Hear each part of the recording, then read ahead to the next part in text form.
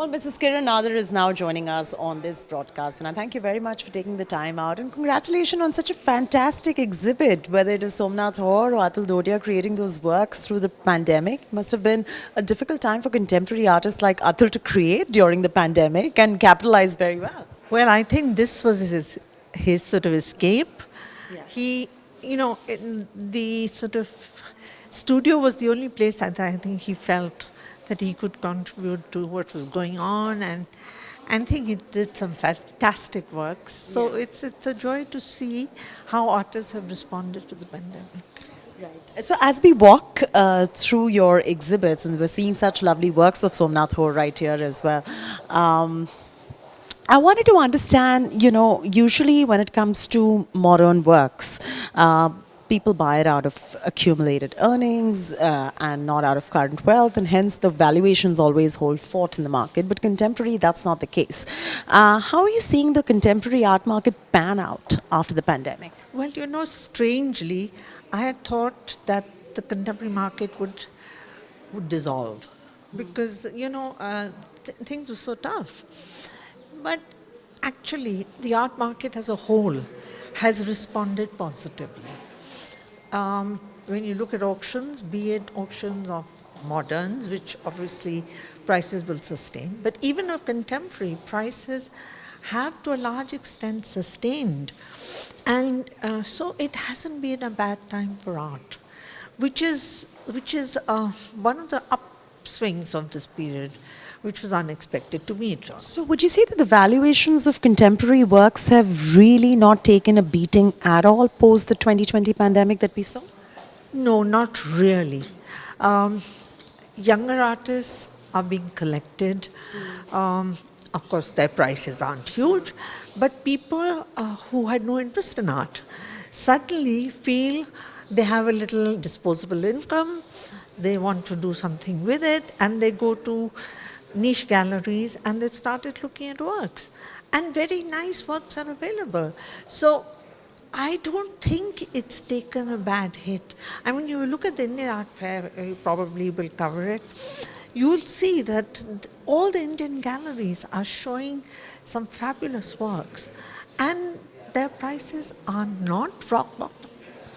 I wanted to also understand, so when you have the collectors as we walk along, as when you have the collectors and they love collecting modern to contemporary and whatever that is an emotional buy for a collector. But for the newer generation which is entering this particular market, who's not very exposed to it, with little disposable income to spare, are you seeing an uptick of those also coming in terms of being collectors, or are you seeing that piece missing in the puzzle? I'm seeing some interesting things happening. Now, there is this organization, I think it's called College Art. They've got a show curated by Bose Krishna Pachari. Yeah. He's taken, I think, some 100 student artists. Wow. And he's having a show of those. So that is affordable for, a younger generation of people. And I find that interest in art is growing, maybe in a small way, but because I feel it hasn't dipped during this period, that's a good sign. That is a fabulous sign. In fact, when it comes to tangible works, India has always bought and collected tangible works like these. As far as video installations, audio installations, and many other forms of experimental art are concerned, are you seeing the market grow in India currently as opposed to how it is growing in the West?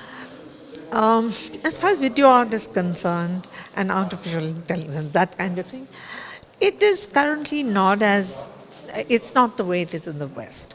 Because it's a medium that, firstly, it's more institutional. Very few people can put video art into their homes. And if they're a collector, then they can collect it and put it into storage. But otherwise, it's an institutional buy. So let us say we have a large collection of video art and also photographs. Or these are mediums which are collected by more institutional. Right. Are you also seeing a growth in terms of philanthropists slash promoters like you who are promoting Indian art in such a huge way. I mean, we need so many more like you, and I seriously feel there are very few and far between museums like yours that really end up promoting art the way it should be.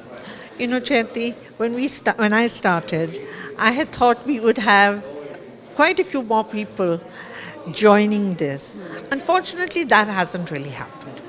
There are very few philanthropists who are doing work in art, and that does need to grow. It's very difficult only for governments to look after the responsibility. But there I have to say, I think the government too has to play a larger role.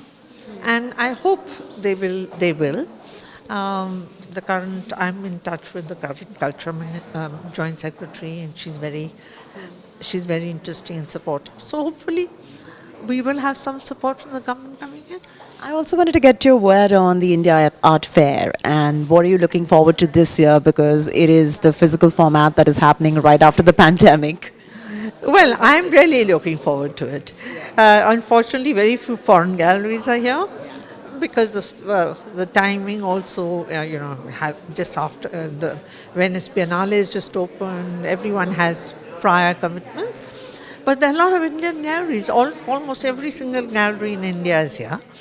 And so I'm really looking forward to the openness of seeing new work and seeing what people are doing. And, everybody's sending me their PDFs to see things. So it's quite exciting.